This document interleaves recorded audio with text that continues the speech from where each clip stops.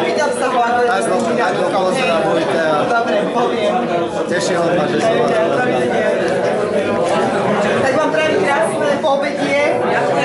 Ešte sa dovidenia. Dovidenia váš radi.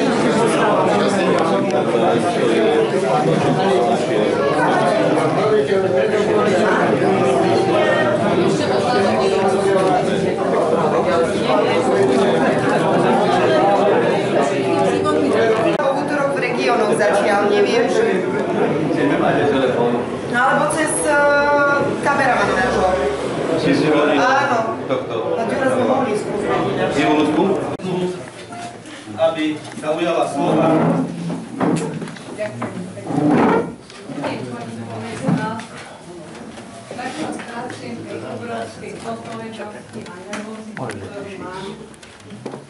Ale je mi veľkou cťou, vážení športoví priatelia, dámy a páni, milí hostia, vás privítať na tejto mimoriadnej udalosti.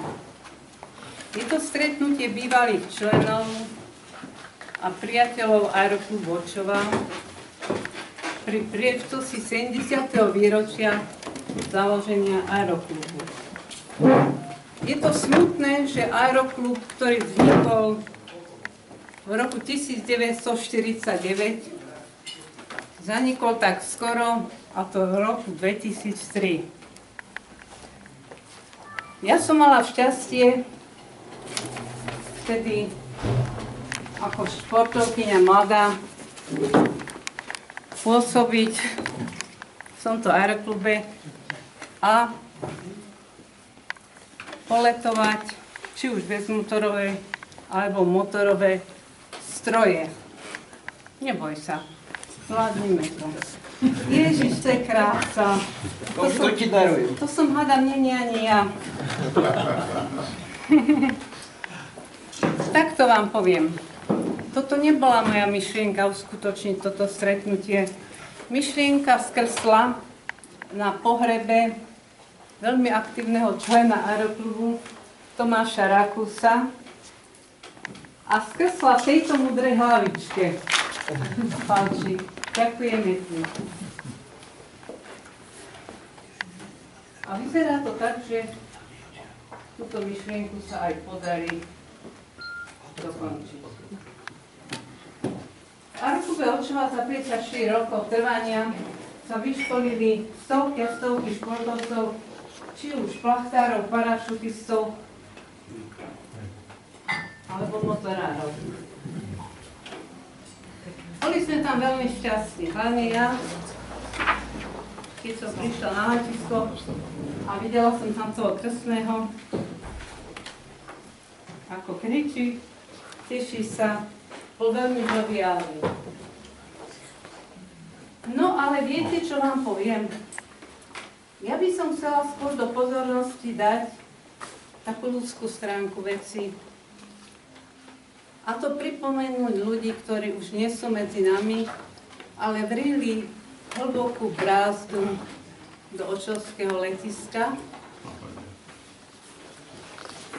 a odišli do večnosti, nič si nezobrali so sebou a nám vlastne vydláždili cestu, že nás postavili pred hotovú vec.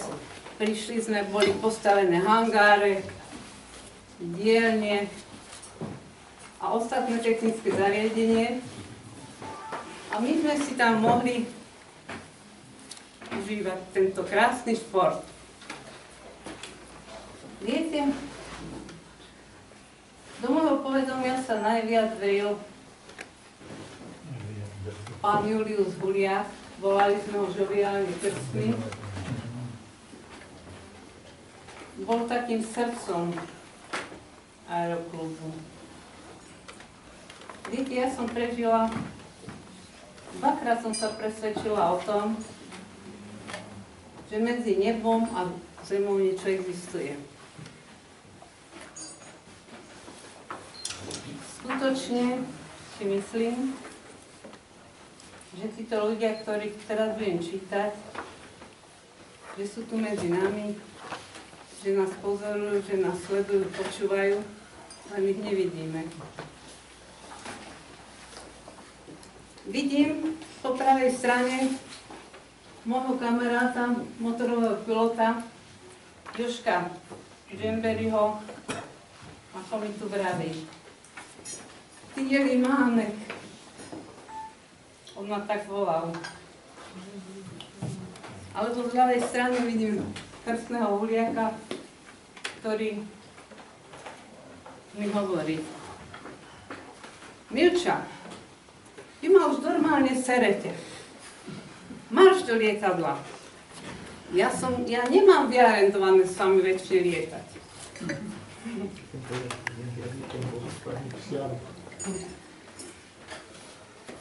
Takže tak. Budem vám čítať za radom mená a každého si trošku pripomeňme. Julius Huliak, ako som povedala, srdce a ruku. Martin Dorot. O tom by nám vedel povedať pársko. Juraj Ťavoda. Juraj Šolc. Šolca všetci poznáme. Vynikajúci pilot. Pavel Ďubek. Julius Kopa. Stanko Valentín. Milan Benko. Pavel Kajan. Jan Šmíd. Juraj Záturecký. Inžinier Juraj Tomko. Zaslúžilý majster športu Juraj Kriváň. Majster športu Ľudo Jerduš. To bola tá staršia generácia, ktorá vlastne v tom 49. zakladala to letisko. Potom z tej mladšej generácie, tam, kde som sa pohybovala ja, Binder Jan, zaslúžilý majster športu, navigátor. Inžinier Peter Benko, ten sa väčšine ponáhľal. Huliak Juraj, plachtársky inšpektor.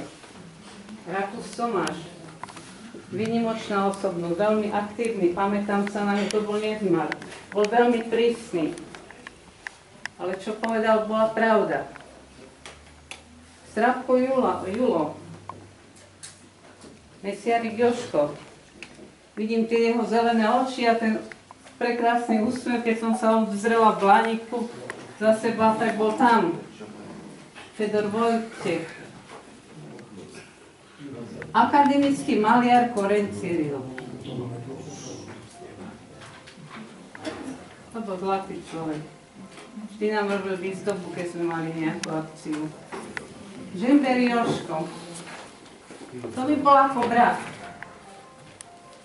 Nikdy na to nezabudnem. Takú smrť, ako to skončil, si naozaj nezaslúžil. No asi celkom mladých, ktorí odišli do večnosti. Jolanka Olšiaková, tá nás opustila vo veku 18 rokov. Neuveriteľné.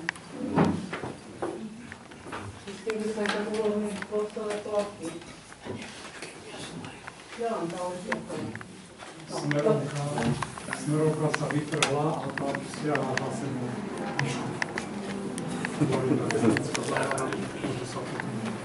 Niekoľko mesiacov.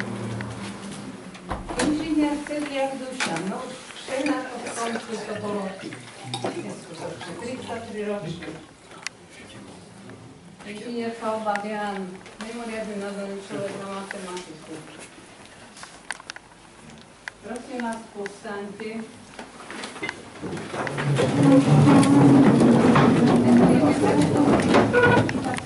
Pamiatku našich drahých priateľov.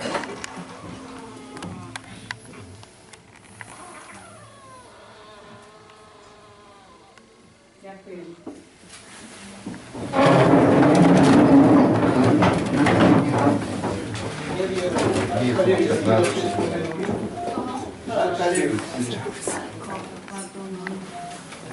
To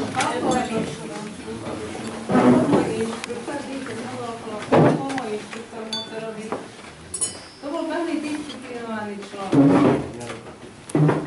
Vidím ho ako dneska vykračuje v kruhu. Kolegy v letišnej budove a hovoril si len levá ma.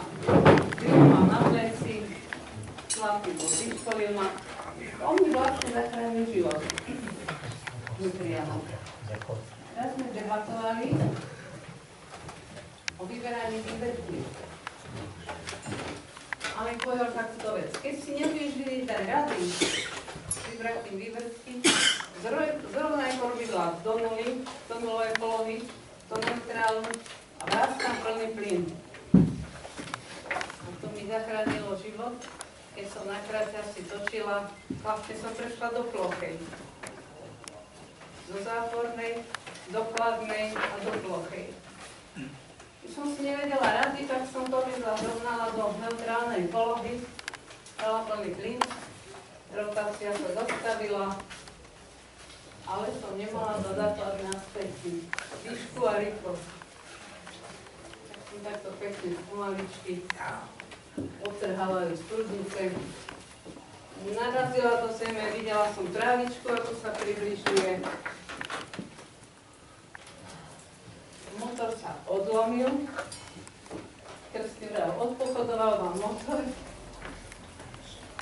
a tie krídla, ten trúd sa otočili dvakrát okolo svojej osy, benzín sa vylial, išla som hore s plnými nádržami a potom som už len počula, tu prepil, tam pospil a tak. Človek prežije veľa. No ale takto. Ja by som chcela, moji milí, aby sme sa dneska smiali. Spomínali a smiali, neplakali.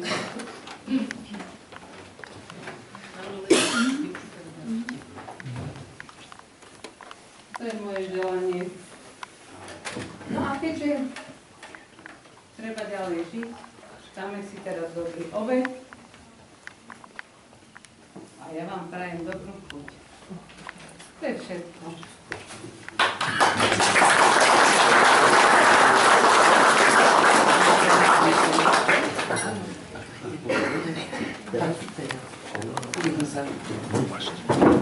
Prosím vás pekne, ja by som chcel poďakovať za zorganizovanie tohto podujatia, samozrejme ako prvé rade Milči Novotnej, ktorá dala tomu, alebo respektíve Pánovi Dorotovi, ktorý dal tomu podnet, a Milky Novotnej, že sme sa k tomu takto trošičku akože dokopali, lebo ľudia sa nestretávajú, ostávajú nám iba spomienky a v podstate pár zašedivených fotiek.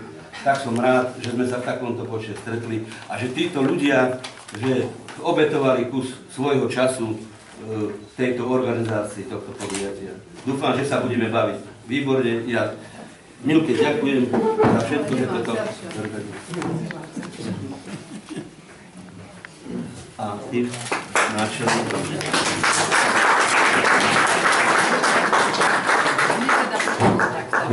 Chcem vám poďakovať za všetko, čo ste urobili pre letisko, urobili pre mňa. Som rada, že som vás poznala. A teda ešte aj dodatočne k tomu okrúhlemu životnému všetko najlepšie.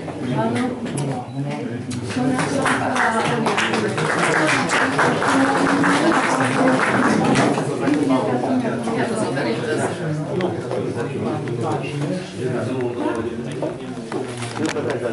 Osobnými a tak ďalej. Neskôršie, keď povieme pár slov potom po obede. Teraz vlastne stačilo, Mirča mala pekný príhovor a môžem povedať, že iste každý si v rámci jej rozprávania spomenul na isté myšlienky, ktoré vy využijete pri ďalšom pobyte v tejto našej miestnosti. Ja sa teším na to stretnutie, že sa nám to podarilo a skutočne zopakujem, bolo to pri poslednom pohrebe Tomáša Rakusa, kde sme vtedy niekoľký však o tom rozprávali a bolo povedané, chceme sa zísť, tak sme tu. Sme tu, cíťte sa dobre, za chvíľočku bude podaný obed a samozrejme skôr, než budeme jesť, chcem vás ešte raz privítať, pozdraviť, postaňte a prípitok na všetkých nás, aj na tých, ktorých teda nemáme možnosť to vidieť. Takže na zdravie, dobrú chuť. Môžeš. Vážený ešte... Ak môžem ešte pár slov, Miško! chcel by som len tak v krátkosti odovzdať pozdrav od kozmonauta Ivana Belu, ktorý tiež začínal lietať v Očovej a ktorý vedel, rozprávali sme sa o tomto našom stretnutí, tak celé stretnutie pozdravuje aj všetkých, ktorých poznal on, ktorí si pamätajú na neho a že je tu s nami. Ivan, Takže kozmonaut, že nás pozdravuje. Počuj, ani tak. Na zdravie.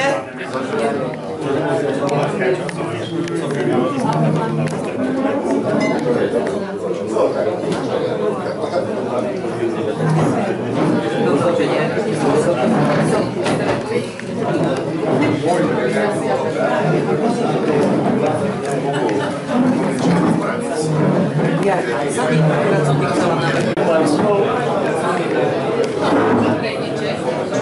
Ešte pán Slováčený, zabudol som ma za postolným našim hosťom, Brati Čavčanom.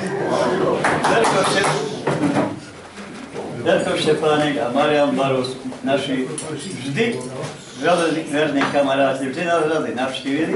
Verko nám pomáhal pri organizovaní tých našich veľkých akcií, ktoré sme organizovali, či už memoriál, či už letecké dny. Vedel vždy o nás, ako o aeroklube, povedať veľa pekných slov verejnosti, aby vedeli, že naša činnosť nebola márna a že keď sme niečo pripravili, to mali svoj význam. Takže, vážení hostia, ja vás vítam, medzi nami cítite sa dobre. No a potom povedzte to aj ostatným, že to takto sa má robiť. Že sa stretne.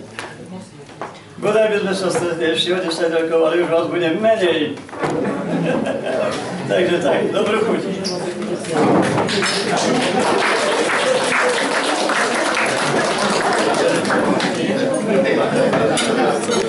Učili stavať letecké modely. Nás bolo tedy 30 v Určovej, boli sme sami chlapci. Ale už starší, tí už začali špekulovať, boli tí 17-18 roční, ktorých teraz tu vidíte na tom paneli, ktorý ukazuje Poleďuvek, kde mali záujem o lietanie a preto zháňali vlastne techniku na to, aby mohli skúsiť lietať a vzdúsať sa do vzduchu. Takže spojil sa aeroklub Očova so Zvolenčanmi a zo Zvolena sa dostal do Očovej Glajter. Ak viete, ktorý aeroplánok to je, to bol vlastne kozáčik, ktorý mal takú lyžu, sedačku, formovanú pre sedenie z preglejky, horunokrídly, postiahovaný pravda lanami a lietalo sa na ploche. Ja si na to pamätám, preto to môžem takto voľne hovoriť. Ako decko, 10-ročné, som behal pomedzi týchto starších chlapov a dievčence, lebo medzi Zvolenčanmi bola aj Vlasta Brečková. A samozrejme, Zvolenčania si prisvojovali právo rozhodovania. Ale v Očovej vznikali kapacity ľudí, ktorí vlastne Ondrej Hudoba, ktorý v tú dobu bol veľký plachtár slovenský. Potom bol samozrejme Jurko Kriváň, takisto priekopník parašutizmu. A Jolo Huriak, samozrejme, ktorý už predtým poletoval, bol zvolený, poletoval na Banskej Bystrici. To boli vlastne fundátori začatia tej praktickej činnosti. Stalo sa, neviem, či si pamätáte, akým spôsobom sa lietalo. To bol vlastne kozáčik, kde sa robili také poskoky do výšky za 30 sekúnd let, alebo za 10 sekúnd. To bolo umenie udržať ten aeroplánok tak, aby naučili sa samozrejme na tom balansovať, tak sa to pravilo. Kozáčik stal na ploche vetrik fúkal a sedeli v tom hodinu aj 2 a naučili sa udržať stabilitu lietadielka. No a potom, keď sa takto naučili, tak samozrejme bolo treba pobehnúť s tým dopredu. Tak to naťahovali na 2 lanách, na jednom lane 2, 3, podľa toho, akú úlohu chceli plniť. Keď toto išlo, tak skúšali skoky.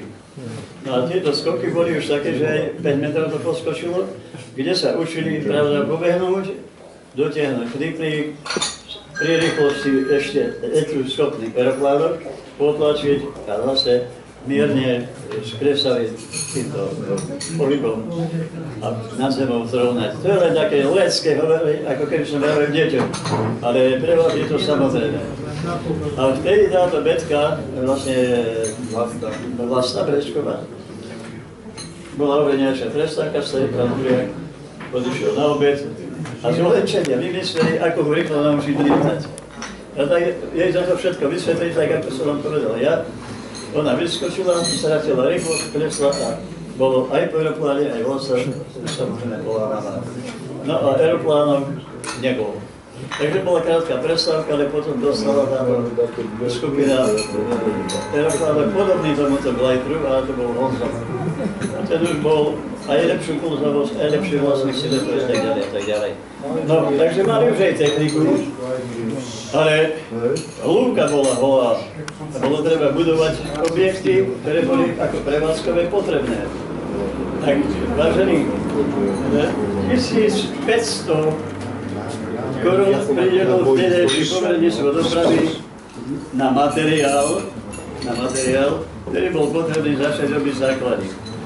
Vyčlenilo sa potom, kde sa budú v hangáre, kde boli nejaké budovy a kde budú nejaké tieto samozrejme potrebné objekty.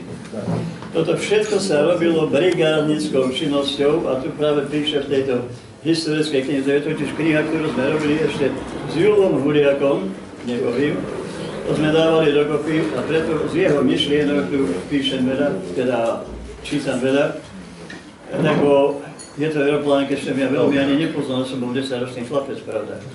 Takže pokračujem v jeho. Takže sumu 150 000 prideli do včerajšie poverníctvo dopravy. Veľkou mierou prispeli občania, ktorí odpracovali 5000 brigádnických hodín. A ďalšie budovy potom, samozrejme, keď sa urobila hangár, jedna tá časť smerom k dedine, keď sa dobudovala a bolo kde ukryté aeroplány, ktoré bol predtým tento glajter, vlastne bol tam v obecnom štále. Zavretý tak, ako my sme potom hangár museli prerábať, keď už nám vráta ešte spadnúť na zem, pravda.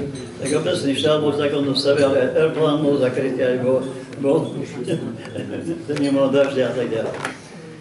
No, takže urobil sa prvý hangár a urobila sa tá malá strážnica, tá vrátnica, ktorá tam je.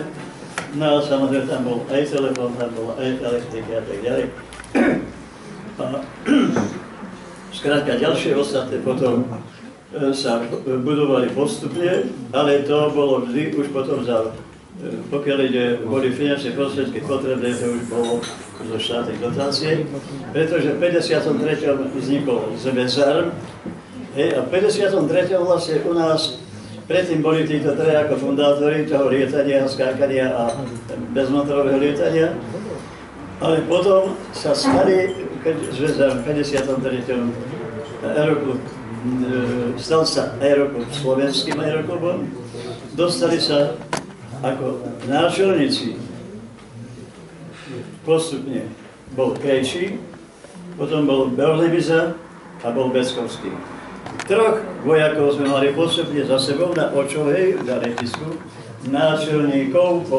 A títo chlapci ako Chudoba, Huriak a Krivaň vlastne boli poverení vedením týchto odborov.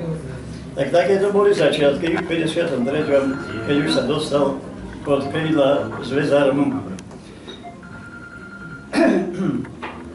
No toto sme už hovorili, že s dĺžkou 30 sekúnd vyškolené 3 družstva a to prvé družstvo je tu všetne Palevho, sú tu Ďubekovho otca a to bolo prvý krúžok, ktorý bol zložený so samým Košovanom.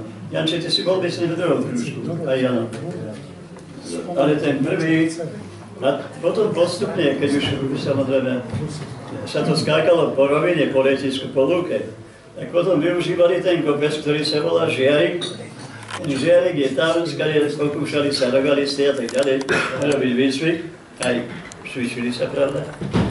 No tak tento kopec bol využívaný na to dlhšie lietanie.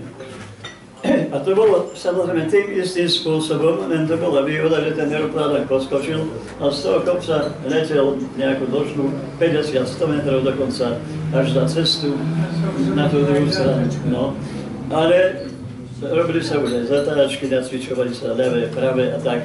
Skrátka, takýto začiatok bezmotorového lietania vočovej bol. Ešte v roku 1951 bol povolený stupeň B, to už bolo ten vyšší stupeň, to čo hovoríme teraz, na tom kopci Žiarik. No, postupne sa rozširoval lietadlový pár. Pribudol školský kozák Z-23, Honza. No to boli tie prvé dva, ktorý jeden bol polámaný, druhý tam potom poletoval. Vetron Z-24 Krajánek a samozrejme 25 Kašovek, ktorý bol dlho zmenil na hangári našich nosníkov, kým ho lastovičky a skory a my to nezožrali. Tak to boli prvé aeroplánky s takouto technikou. No a to, čo som už aj spomínal, v roku 1951 sa zlúčili tie Ošavské a Zvolevské, tak to by som sa opakoval. No a teda ideme ďalej. Vznik organizácie Zväzarm znamenal rozmach športového lietania. Dňom 1.1.1953 vznikol, ako som už spomínal, zase zopakujem, vznikol Krajský aeroklub Zväzarmu v Kočovej. A od toho času sme boli už mocní, lebo sme mali vojakov dôstojníkov ako nášovníkov a títo už zaháňali peniažky. Takže aeroklub sa rozrastal a letisko Očova bola začlenená ako letecká činnosť, parašutistická činnosť a vzrastol počet stálych zamestnancov. Boli už aj mechanici, takisto z Očovej, Janko Ťavoda, Ondrej, Račko. No hovorte, starí chlapi, počúvania. No skrátka, mali sme už aj zamestnancov mechanikov a takto sme Očovania rozširovali vlastne kruhy našich členov z Očovej. A ja nechcem, ale Kozlárik, Milan, Kováč zo Sriača. A my sme mali veľký počet zamestnancov vtedy. No, takže takýmto spôsobom ten aeroklub rastol. Rozvoj bezmotorového lietania v Očovej je spojený s vedom popredného slovenského plaktára Ondreja Hudobu, ktorý pôsobil ako krajský plaktársky inšpektor. S úspechom slovenského plaktárstva prispeli svojimi výsledkami Ďuro Šov, Ďurko Uriak, náš, Tomáš Betka Rakusová, Peťo Benko a mnoho ďalších. Mali sme veľmi šikovných chlapcov, nebudem vás menovať všetkých, ktorí ste tu. Bola kvalita, dá sa povedať, pomerne dobrá. No, nemali sme až také dobré podmienky ako na iných letiskách, pretože u nás je to trošičku horšie a boli sme aj obmedzované leteckou činnosťou zo Sliača, pretože Sliač ako taký útvar zostal a pamätáte sa, že letisko bolo ako náhradné pre nich, lebo bol to jeden pracovný priestor pre Sliač a vtedy tam lietali akrobáci s hradami a tak ďalej. To stále vrčalo nad letiskom a teda mali sme aj obmedzovanie aj v tých časoch. No a s lietaním na motorových lietadlách sa na letisku Očova začalo v roku 1952, keď sem z aeroklubu Zvolev delimitovali prvé motorové lietadlo Piper Cup, to je ten Piperík, hornokrídly, na Čuhuliak vlastne dostal k tomu, že som môjho obľubou začalo byť lietanie v tomto veku a v tomto roku. No, takže dostali sme tento Piperík a v roku 1952 pravidelne pribúdali nové lietadlá. Popri turistických, napríklad Z-22 Junák, ktorý ste starší poznáte, krásny aeroplán, Sokol, ešte krajší, s prebytkou armády, cez 104-ky, dvojplošničky malé, 105-ky, 106-ky, neskôr Aero 45 aj dvojstovku Borelu sme dostali. A ktorí si pamätáte, akože ste skorej, takže hangár nám nestačil na to, aby sme to mohli kľudne skladovať. Tak boli poukladané takýmto spôsobom tie aeroplánky na podvozok a na predok, na kryt motora a šmerovky boli medzi nosníkami strepy. Takže sme mali aj 11 takýchto motorových lietadiel a takto sa to ukladalo.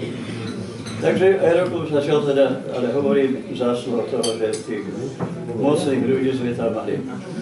Najväčší rozmach dosiahlo lietanie v roku 52 až 60, keď toto letisko, opakujem, bolo sídlom krajského aeroklubu Zväz Aeroman.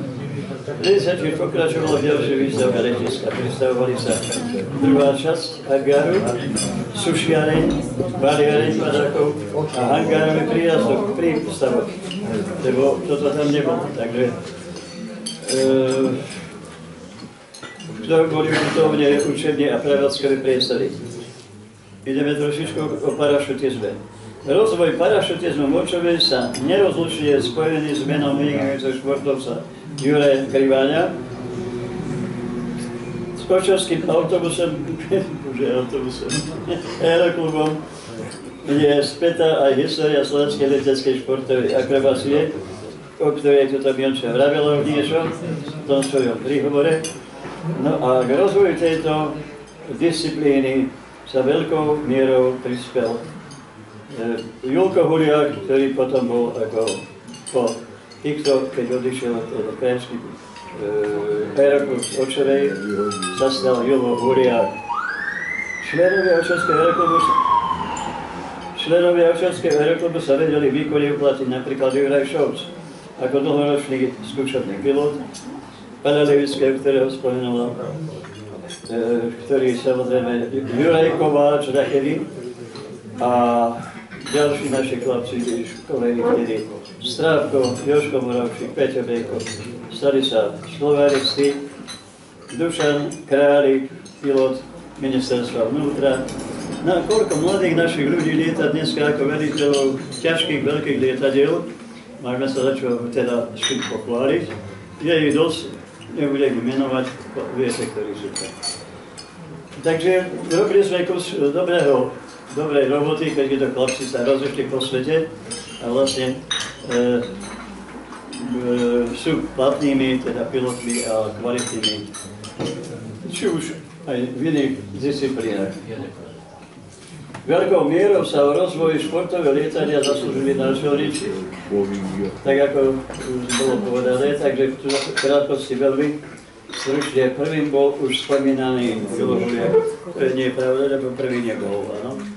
Bol štvrtý v poradí, do toho času bol ako inštruktor vnútorného lietania, alebo tzv. Vedúci odborom. Potom sa stal Julko Huliak, kočovský rodák, bol zakladateľom a priekopníkom tejto činnosti.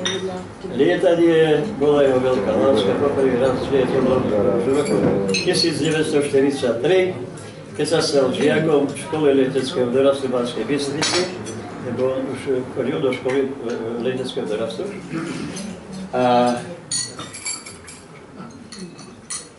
športový pilotný výcvik ukončil už v roku 1947. Bol nielen vynikajúcim pilotom, ale aj metodikom. Bol to naozaj šikovný metodik. Vedel pekne vysvetliť teóriu lietania a vlastne všetko, čo bolo treba, aby bola kvalitná prax, aby sa vedeli ľudia správať a tak ďalej. Bol vynikajúcim pilotom, metodikom, preto bol predurčený, aby sa stal vychovávateľom akrobatických nádejí a reprezentačným trénerom. Tiež už ste boli všetci na letisku, keď Julo pôsobil a sústreďoval týchto ľudí, ktorí mali snahu stať sa akrobatmi.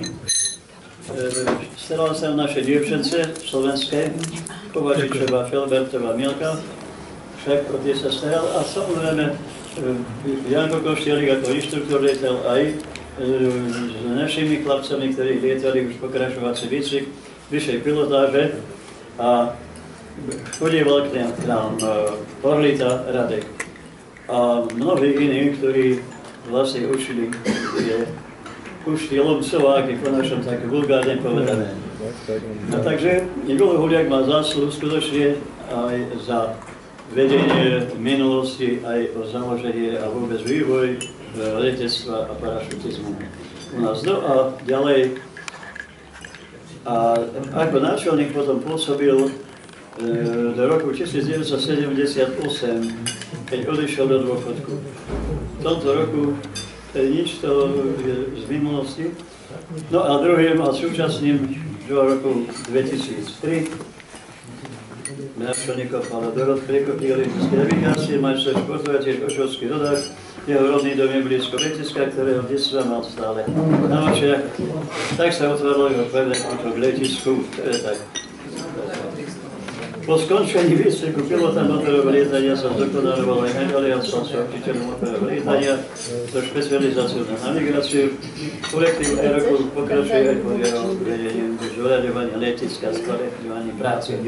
Pamätáte, to sa trochu zastavím. V tom roku, keď som ja nastúpil v 78. 1.4. 78. Tak viete dobre, my sme fungovali, ja som bol 66. roku predsedom Aeroklubu, 32 rokov. A mali sme vynikajúcu radu, na to musím poďakovať všetkým tým, ktorí pôsobili v rade Aeroklubu. Rada mala 12 členov, každý klub, každý odbor mal svoje zastúpenie a riešili sme či už výcvikové teda potrebné veci, ale hlavne sme sa zamerali na vybudovanie a dobudovanie objektov letiska. Lebo v 78. roku sme mali podobné vráta na hangári. Z jednej strany kolom, z druhej strany kolom. A padali nám na hlavu. To isté bolo treba dobudovať nejaké priestory, pretože však tam bola ubytovnička pristavaná tých hangároch, ale všetko ostatné sme nemali. A my sme chceli ako Aeroklubu byť jeden z najlepších. Tak sme vedeli pôsobiť na funkcionárov ústredného výboru zväzárnu aj na Aeroklub, kde sme mali priazeň a dostávali sme peniažky. A teda peniaze nám dali, ale my sme museli pracovať. A to sa nám darilo. Letisko naše bolo krásne vybudované, postavili sme nadstavbu padáčkárne, postavili sme prevádzkové priestory, urobili sme nový vodovod, urobili sme novú elektriku, urobili sme garáže, urobili sme pasov. Všetko, čo bolo treba, aby to letisko bolo také. Takže to je tak určite povedané, urobili sme kus dobrej práce a bolo to zásluhou ľudí, ktorí o tú výstavbu a vôbec o činnosť Aeroklubu mali záujem. A tu sme. Pretože radi na to spomíname. A ja sa rád na vás dívam, že vás vidím zdravím. Že sa môžeme pochváliť šťastie jeden druhým. Niekto viac, niekto menej, pravda. Takže, no a potom toto také zbytočné však, že po skončení výcviku pilota motorového lietania sa zdokonaloval naďalej a stal sa učiteľ a tak ďalej. No, do roku 50. výroku, teda založenia Aeroklubu, vstúpil Aeroklub Vočovej s bohatou a rozvinutou výstaviou. Na celé 10 ročia ho nazývali liadou nielen slovenských akrobatov, ale aj popredných slovenských športovcov, parašutizme, motorovom, bezmotorovom lietaní. Najväčší úspechy doboj v zahraničí, potom postupne už od roku 81 vznikla naša slávna vočovská skupina, ktorej Ferko Štefánik a spol v jednom pive dal meno Ošovský bačový. Zavše nás volal Ošovský barany, aj to sa mu stalo. Vysvetli. No ale začali sme fungovať, naučili sme sa lietať a dosiaľ teda skupina funguje, časť teda skupiny funguje, pretože my, keď sme prišli do Petabenku, takže my, ostatní traja, sme to vzdali už aj z toho dôvodu, že vlastne nemali sme lietadlo, nemali sme techniku. To sa nám podarilo vyparatiť, keď sme leteli z Nemecka, z Ambergu, medzi Mníchovom a Regensburgom, kde Ivan Martinka, ďakovať Bohu, že to tak skončilo, pristál trošku tvrdšie pri diaľnici na rozbil, tak sme nemali ani pilota, nemali sme ani techniku, tak sme sa toho vzali, ale chlapci, tá druhá časť skupiny pokračuje ďalej. Ako sme boli úspešní, bodaj by boli úspešní naďalej. Je to vystúpenie pekné, pýtajú ich, tak je treba v tom pokračovať, aby sme mali to naše učiteľské meno stále v tom názve. Takže chcem povedať, tá skupina teda bola urobená v roku 1981. Bola to skupina, ktorú tvorili ja, Jožko Morovčík, Peťo Benko, Ivan Martinka, bez motorov lietanie, Ľubo Tomášovi, Jožko Ľadík, Radio Oltus, Palo Beňo. To bolo v tých časoch, ale už predtým samozrejme skupina, ale nie ako očulskí bačovia, ale skupina 4 mladíkov lietala.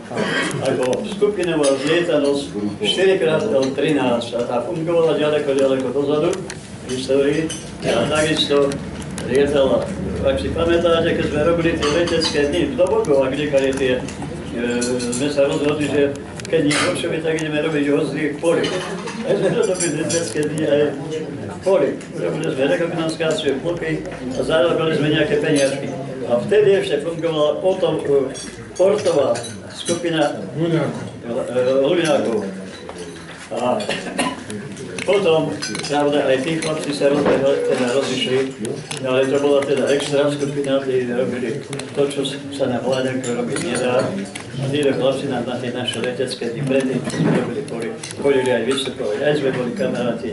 Aj nedávno ešte Žilko Rakor chodil ko mne aj domov, vždy sa tak porozprávať. No, takže Učovskí bačovia reprezentovali samozrejme v rôznych miestach, aj v Európe, aj v českých zemiach, aj na Slovensku. Skrátka, bola to skupina a je povedomí verejnosti a teďka teda rodácia vôbec sme na ní a vôbec boli sme na ní. Čo som chcel ešte povedať? Okrem tohto mali sme reprezentáciu. Mali sme zastúpenie v parašutizme.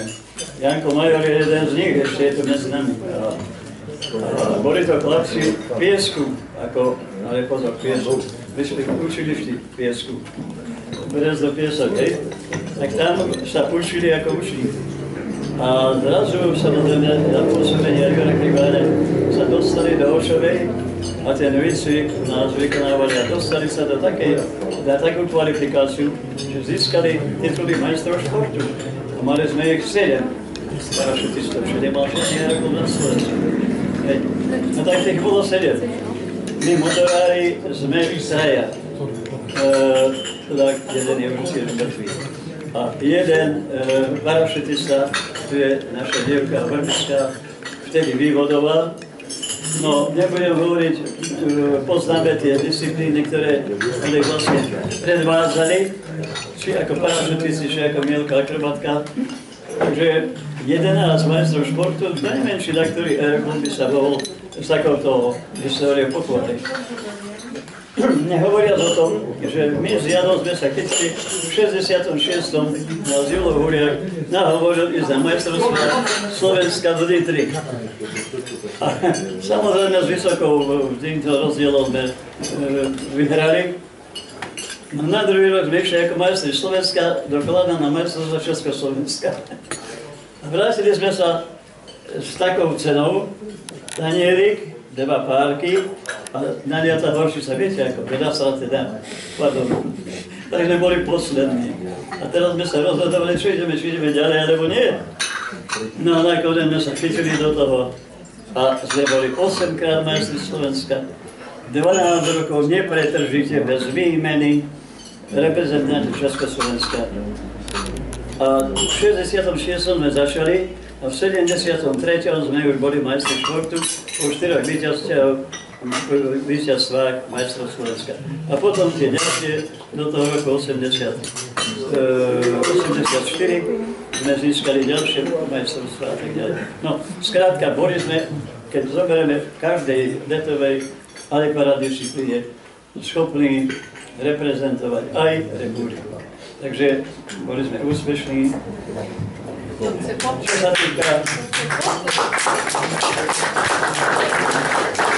Čo sa týka, mali sme aj slabšie chvíľky. Mali sme aj slabšie chvíľky, neraz spomínam, ale mali sme aj katastrofy, mali sme aj predpoklady, tie spomínať nebudem, na zle sa radšej nespomína. Boli sme spokojní s tým, čo sa nám podarilo a čo ďalej, my sme už starci, opotrebovaní ľudia. Ja vám prajem, aby sme už sa tú ťažkosť ideme. Už sa ťažko možno budeme ďalej. Že vypadá, že ja som za, a to musíte povedať vy. Lebo aj toto bolo len tak, že sme sa stretli, pravda, od toho Tomáša Chudáčiska, keď sme ho pochovali. Ideme sa zísť, ale urobíme to, no tak skúsime. Tak sme skúsili sme to. Takže môžeme ukázať čas, že dáte impuls a je tu hrba ľudí, ktorí by to vedeli zorganizovať. Ak bude vašim želaním, môjim samozrejme, pokiaľ budem žiť, aby sme sa tu stretávali na tejto tvrdej zemi očovskej a slatinskej, aby sme sa znášali ako ľudia, aby sme na seba nezabúdali. A každému želám veľké, zdravé pokračovanie v živote. Každému všetko dobré.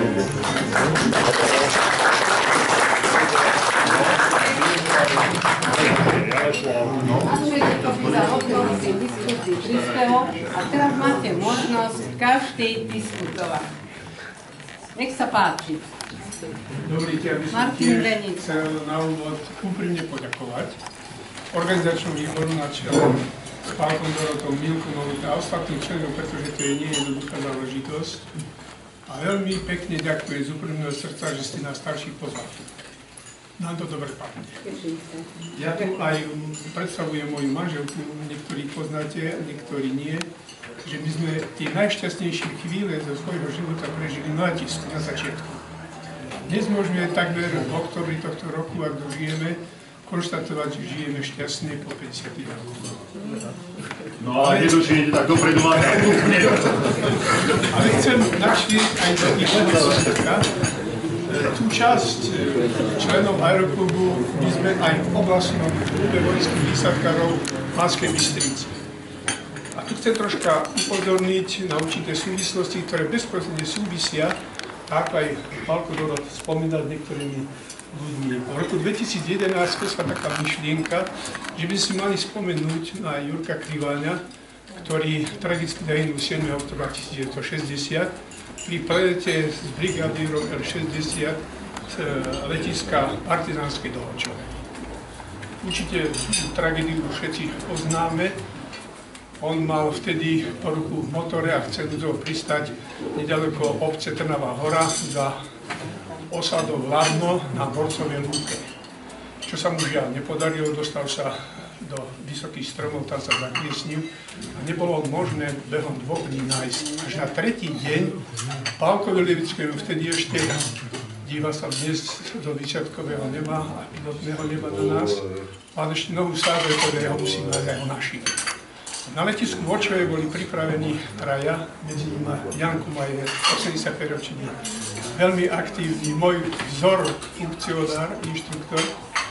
Potom ešte bol tam Jerguš a myslím, že Milan Majer, títo traja.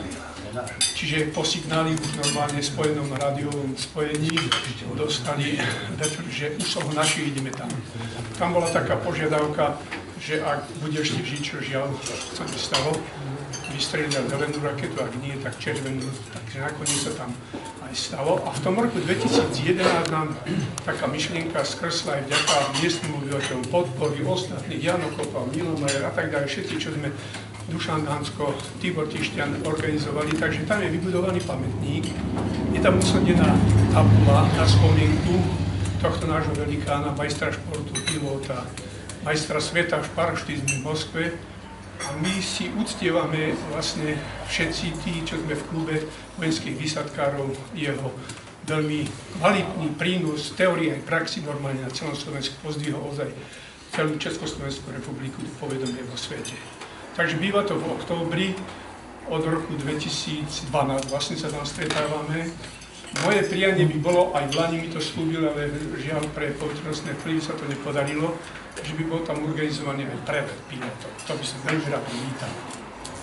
Chodí tam Janko Vrbický, normálne občas príde na tom svojom hírniku, pozrieť nás, aj na bicykli, keď je zlý čas.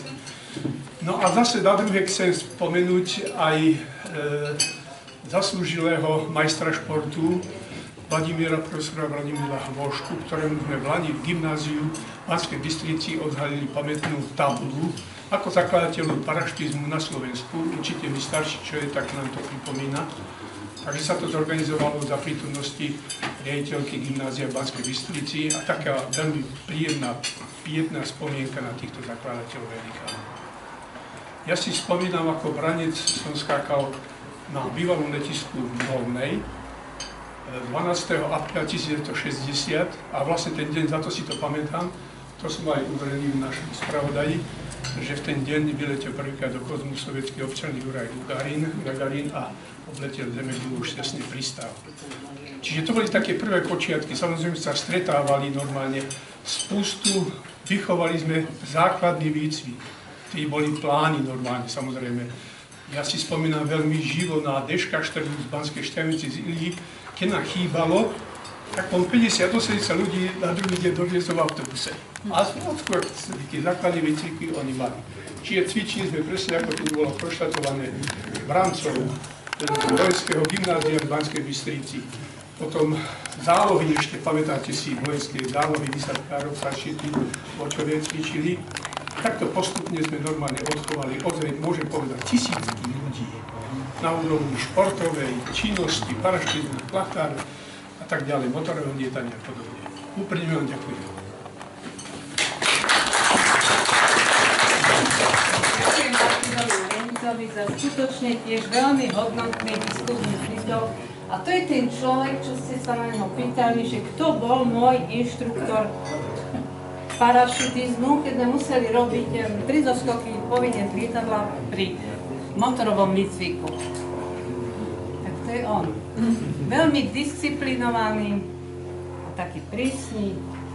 Ale veď má viacej chýb ako všetci dokopy. A vtedy neboli. Ja môžem veľa povedať. Milka, ja by som ešte k tej parašutickej činnosti takto, tak toto Pálko to spomenul len tak bežne. V podstate ja som generácia, ktorá prišla po Martinovi, po Adamovi Rajčokovi, Dušanovi Hanskovi, Kalmanovi Longaverovi. Títo ľudia mali rodiny, tak ako je to bežne v živote, bolo treba sa starať o rodinu. Ostal tam ešte Palo Levický, teda s nami ostať skákať. Keď som sa začal s výcvikom v roku 71, som chcel, ma nepustili kvôli zdravotnému stavu, potom v 74. som bol ako branec, takto som skákal za asistencii Kalmana Longavera, Tibor Tišťan bol inštruktor, samozrejme Janko Major tam bol a po návrate z vojny bola partia Jaro Krupka, Števo Melík, Milan Majer, v podstate tiež končil kvôli pracovným povinnostiam a nastúpila tá éra v podstate chlapcov a dievčat už potom 78. Samozrejme Vrbickovci ostávali tam takisto, Majzlovci skončili. Ešte koho si mi pripomente, že treba. Peter Hryn chodil na ten skáka často, hej? Palo Beckovský, ten už v podstate tiež skončil so skákaním tak v 78. Palo? 5. Takže týchto si pamätám a nastúpila éra mladých ľudí a málo sa to o tom rozpráva. Dosiahlo sa to, že sa obnovila tradícia memoriálov krývaňov, samozrejme Janko Major a my ako také mladé uchá sme si porobili oprávnenie. Ja ako tiež taký zastran som mohol riadiť prevádzku skoro v 25 rokoch. Nastúpila generácia dievčat, mali sme 6 dievčat v reprezentácii za federálov, v Československej. bol tam Gusto Garaj v reprezentácii na Brany viacboje, hej. Bol tam Ľubomír brat v Dukle, Vlado Farbák, hej. Takže v podstate klub ako taký poznali, hej. Chodili sme skákať do Lučenca k Dušanovi Domskému, hej. Tých zoskokov bolo málo. A tá atmosféra po okupácii bola taká, že do vzduchu sa nás ako nechceli púšťať, samozrejme si to zviešila Pečienka, túto nášho súdruha náčelníka, ale si musel udržiavať ľudí vrúcne vzťahy. A to bola taká sebaobeta.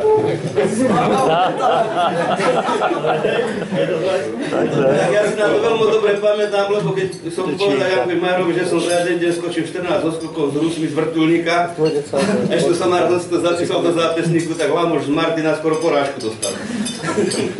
No. A chcem ešte povedať, obnovila sa tá tradícia tých memoriálov krývania. Skutočne si to málo kto uvedomie, ale to boli neoficiálne majstrovstvá Československa. Samozrejme, že amatéri mali v tom, my ťahli za kratší koniec, bola tu Dukla, bola tu reprezentácia. Tak my sme tam v podstate boli do počtu, ale sme to organizovali a organizovali sme to dobre. Chodili semka Maďari. Potom aj z tej sovietskej skupiny. Chodilo sa po tých leteckých dňoch. A to, čo som spomínal, 6 dievčat v juniorskej reprezentácii. Chodili sme na krajské súťaže. Pamätajú si tí ľudia, mali sme toho Robura. Chodilo sa cvičiť, plávať, lyžovať po horách. Táto generácia to nezažije. Niečo takéto. To som chcel povedať a takisto ako aj, nechcem sa ja chváliť, ale takisto druhý na majstrovstvách Slovenska. S Branou viacboji majster Československa. A viete, jak sa vraví, keď sa sám nepochváliš, tak keď nepochváli nikto. Keď sa sám pochváliš, ako keď sa Števo Melík takisto fungoval. V Maďarsku skončil druhý, sme boli na medzinárodnej súťaži. Takže výsledky boli aj keď za v podstate relatívny. Boli tu chlapci z Dukly a ja som skončil druhý na Slovensku ako junior. Zámečný Blesk, to boli ľudia, ktorí skákali 700 zoskokov do roka. To sa nám ani nemôže snívať. A vravím, spomínam si na tú partiu Milana Majera, keď končil, sme skákali na štadión, tak si to veľmi dobre pamätám, že jednoducho mal pracovné povinnosti, vraví, chlapci, toto je posledný zoskok, vypili sme dáke pivo, oťapkali sa troštičku a išlo sa ďalej. Majorom som si potýkal. Čo? S Majorom som si potýkal. Áno. Ja to dneska nie ešte, vozím mi to 250 razy na to. Takže toto sa nevravie, že zabudlo a viete, jak sa vraví, víťazi píšu históriu, ale dakedy to treba tak dať na pravú mieru, že jednoducho fakt ten klub, kde sme prišli, všade nás poznali a rešpektovali. Dobre. A ešte jednu príhodu takú veselú poviem, lebo vravím, že sa máme zabávať. Tak boli sme so Števkom Melichom na súťaži, kde sa skákalo do hody? Bekešava. Nie. Bekešava. Nie v Bekešave. Na Ružine. V Kromnežiži. Trošku sme zaspali tam nade v Babi a išli sme neskoro na kruh. Števko zosnul cigaretou a už sme išli cez kruh a tam naťahovali jedného planíka na viaku. Došiel za nami chlap a hovorí, kľudci, odkud ste? Vy nevidíte, že je tady provoz? Števo si takto pozrel sa na mňa, my sa začali rehotať. A potom večera vy, tak nemôžete chodiť ako taký buraný. Počúvaj, a ty chceš vidieť provoz, tak príď do Očovej. A vtedy bolo naozaj 5 lietadiel na okruhu, 2 vetrony sa ťahali za navijákom, do toho my sme na kruhu skákali, a keď to všetko sadlo, tak 18 vrtuľníkov alebo 24 ruských sadlo, zdvihlo sa od pochodovalo. Do toho, keď sme týmto ľuďom vysvetľovali, tak hľadeli na nás ako opica na mladej. Takže dorozum takto, keď debatíme, tak vtedy to bol provoz. Do toho sa skákali výšky, bránci, zálohy a všetko fungovalo a bez takých pokusov.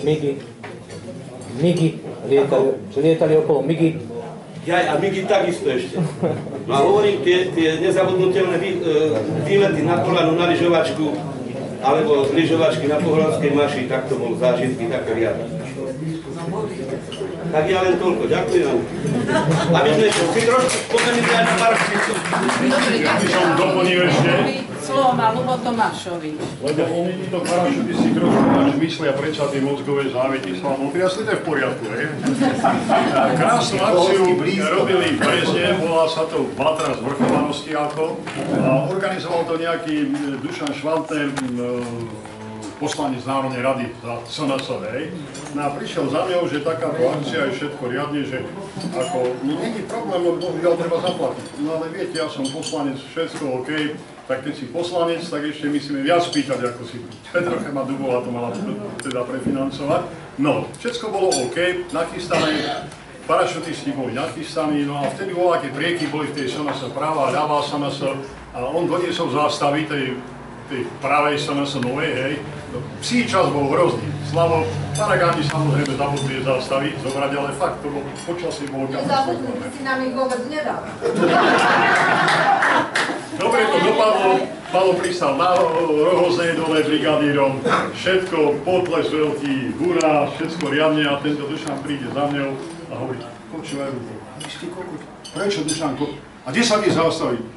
Pre Boha, veď buď rád, že si holé životy zachránili, pozri, aké počas, tak zabudli, možno sú brigadíri, ale dobre, všetko bolo OK. A tam fajne nás pohostili, všetko riadne, bol aký špiritus pšeničný, bohoj, dobrá piatika to bola. A hovorím tomu chlapovi, počúvaj, Dušan, ale na Hroznej sedí Palodorod, toho treba sem došikovať, lebo ak si nedá povedeci, tak nedoletí na Movistar. No. Tak, hneď sa tí pobehajú okolo toho, hej, auto myslí prepala, tam taký dobrák ostal, hej, v tom brigády ešte aj ten špiritus tam niesol, že to bude tam všetko riadne. Prišli sme, pohostili aj Pála, všetko naspäť, doleteli do Očovej, na druhý deň som ma Pálo pýta, počuj, lebo kde ten špiritus? Však tí dobráci to dali do brigadíra. My sme už dobre, že hore kolesa mne, špiritusu nebol. Tak volám Dušanovi potom, počúvaj, tak vám treba. Z Hastavy ste nemali, nič nedostanete. A vôbec s Palom, keď si spomínam na také perličky, bol jeden letecký deň, to už bolo po víťazom novembri. A bol aký dobrák, mocný redaktor, tie nočné dialógy, čo boli, tak už dopredu 3 mesiace to pripravilo, že tam prídeme na to interiev, hej. No a s Palom sme sa ako tak pochytili 2 dní pred leteckým dňom, boli normálne stresy a tak. No a Palo volal mojej starej, počúvaj, toho ľuba nechcem ani vidieť, sme sa povadili, ja do tej Bratislavy nejdem. Dobre, prídem pred Pala, počúvaj, Palo, idem do tej Bratislavy, nejdem s tebou. Dobre, ja poviem pred celým Slovenskom, aká si barania hlava, a tak dobre, tak idem. Jaro, favorita sme mali, postavili favorita, bol aký dobrák zasponzoroval, a flašu krabička sme mali, stihli sme vypiť po Bratislavu. Preto to spomínam, lebo Ferko Štefánik, ktorý tajomník veľký nás čakal, s náskokov sme prišli tak na pivo ešte do toho pivko voláke. Jaro nás dovedzie pre tú pyramídu obrádenú, ideme, zazvoníme, vybehne ten SBS-ka. Čo si prajete? No, my sme z Očovej a ideme robiť interiér do našich dialogov. Vy, v takomto stave. Áno, my. Konec sveta. Prišiel ten redaktor, keď nás videl, ľudia, skoro 9 padol. Dodrbal nás, že nerobte takéto komédie pre Boha, ale tak to je vážna vec, to sa pripravuje mesiace dopredu a takto to. Nebojte sa, zvládneme to všetko riadne, hej. A bola ako tam tej kávy, tie automaty tam boli, tak bola ako sme sa napravili, no a potom už debata, hej. A prvú otázku Ferko Štefánik dal Palovi. Áno, Ferko, vieme, kto si, poznám ťa. Do éteru, ale že to dobre dopadlo nakoniec, tak sme sa potom zase zbratali s Palom, ako vždy, pravda. No, takže tých komédií požehnane, no. A ešte mi dám z tých veselých príhod toho krstného spomenúť, bol to obrovský taký akože pedagóg, on vedel rozlišiť, čo je vyložený prúser a čo je nejaká taká, akože, kde sa stane taká neobrochnosť pri letectve. Vtedy, ak si pamätáte, samé poradovky, rozkazy, mapy, neviem čo.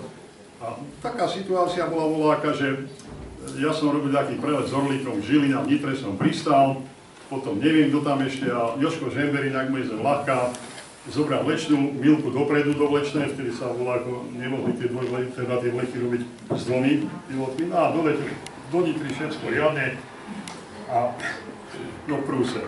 rozhlas, pilot Chambery, doneste si doklady a príďte na väžu. Jožko si ešte mapu musel požičať, nič nemal. No keď nám to všetko zrátali, sme tam sedeli ako také sliepky, tak prúser ako Brno, hej, všetko riadne volajú krásne do očovej. Cudu náčelník, to sa takto vidá, tí vaši piloti, taký prúser, toto nemajú, toto nemajú, toto nemajú. No a vy ich nepustíte domov. No v žiadnom prípade to pôjdu peši.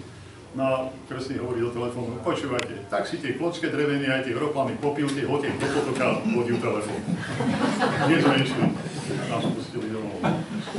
Vôbec s tým krstným, keď si spomínal na tej perličky, keď však veľká akrobácia fungovala v Očovej, všetko riadne sústredenie a Peťo Šupák, to bol veľký zalietavač, Morelán Otrokovice, že tiež tam v tom leteckom nebi, tak doletel s tým prvým kraťasom z toho Luka Ira do Očovej. No a ako sa patrí na akrobata, nálet od zónej pola samozrejme, výkrut, všetko riadne, hej, okrut, pristal. No a to potom po celej Európe asi komentoval takto.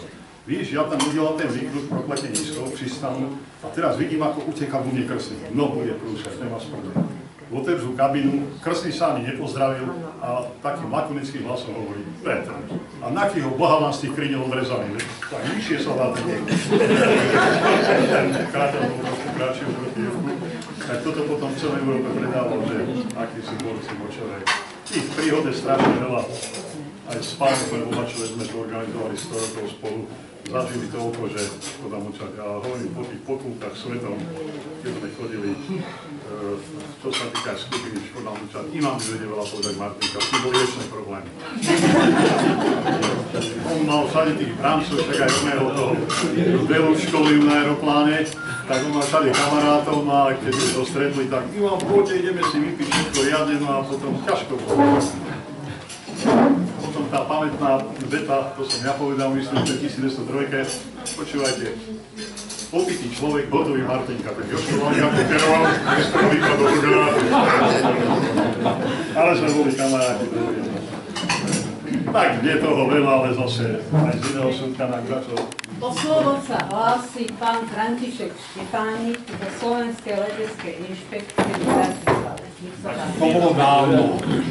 To bolo veľmi dávno, ale ja nemám pripravenú žiadnu reč, ale utržkovite, jak vidím tie tváre dospelých ľudí. Jano Major, však to bol môj kolega. Tuto Palo Doros, s tým sme prežili nejednú akciu, nielen oficiálnu Slovenského národného aeroklubu. Tie letecké dni, ktoré sa tu poriadali na Očove, boli úžasné. Skúsim to len také námatkové postrehy, ktoré niektoré sa už vás nebudú dotýkať. Teraz je doba, kedy je každé letisko ohrozené. Nikto si nevie predstaviť, jak ľahko sa zruší letisko. My to vieme vo Vajnoroch. Vajnory ako aeroklub, Slovenský národný aeroklub generála Milána Rastislava Štefánika bol založený v januári roku 1928. Jeden z prvých pilotov na tomto letisku bol Vojto Ihriský. Jeho meno nájdete na podstavci toho Svetopluka, pred kartónom, čo stojí, Hviezdoslava. Tam proste je jeho meno vyrité, Vojtech Ihriský sa volá.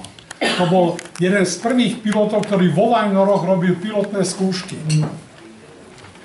A prišla doba, kedy z ničoho nič v roku 2005 prestali Vajnory existovať. Bola to lúka, ktorá v roku 1919 bola daná armáde pri vzniku teda Československa, v 18. vzniklo Československo a v 19. dostala armáda lúky vo Vajnoroch a 4. mája tam mal pristať Štefánik na tej lúke. Tam boli sudy s handrami a s olejom, ktoré mali ukazovať, jaký je vietor. Bohužiaľ, to Caproni, ktoré doletelo za 4 hodiny takmer z Campo Formido z Talianska až do Vajnor, robilo taký okruh, hlúpy, dlhý okruh, že 4,5 km od mesta pristátia začali robiť 3. a 4. zátačku. Teda keď pilot urobí to, že sa tak ďaleko dostane, tak podvedome sa snaží pristať alebo otočiť sa rýchlo do smeru pristátia. aeroplán Caproni mal v letovej príručke napísané, že vyvarujte sa v prípade letu po vetre prudkým náklonom. Zoberte si, že fúkala si 10 až 15 metrový vietor. Mám meteorologické záznamy z toho okamžiku. A ten aeroplán ide po vetre, jeho pádová rýchlosť a optimálna rýchlosť boli veľmi blízke. To lietadlo nebolo dobre, bolo to len od 1903. do 19. 16 rokov po lete Wrightovcov. Teda, čo je to 16 rokov? My čo máme už viacej ako adresát. Takže my vieme, že 15 rokov, 16 rokov ubehne ako voda, ako keď bičom pleskne. Teda technika toho lietadla nebola dobrá.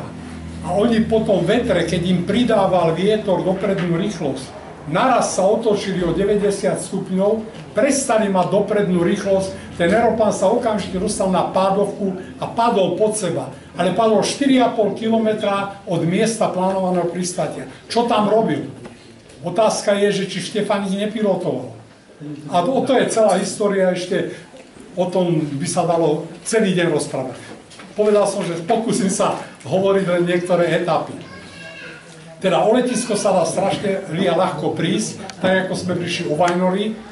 My s kolegom Barusom žijeme a lietame teraz v Šuranoch, to je 100 km od Bratislavy. My najazdíme 8000 km ročne len na to, aby sme sa držali knipla. Drbnutí sme skrátka, to je jasné. Ale chvála Bohu, to nás drží pri živote. Tá etapa z Rezarmu, ako tu ešte máte zachované, bola úžasná. Tento štát príde na to, že musí podporovať zasa lietanie pre mladých ľudí.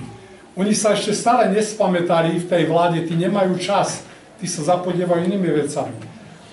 Nemajú čas prísť na to, že tým deckám treba podhodiť nejakú chuťovčičku, ako je lietanie, dať im možnosť lietať, oni len aby kúpili ich čas a z tých ľudí potom vyrastú osobnosti, ktoré sa stanú známymi vo svete.